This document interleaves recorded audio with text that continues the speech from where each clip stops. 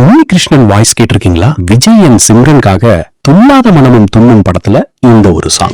இல்லை என்றாலோ நிறம் பார்க்க முடியாது.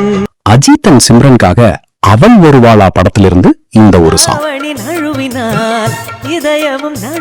பிரபுதேவா அண்ட் நக்மாக்காக காதலன் படத்திலிருந்து இந்த ஒரு சாங்.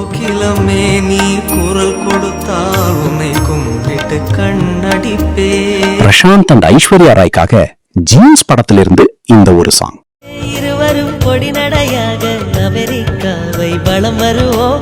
விஜய் அண்ட் ஷாலினி மேடம்காக பாடின இந்த ஒரு சாங்.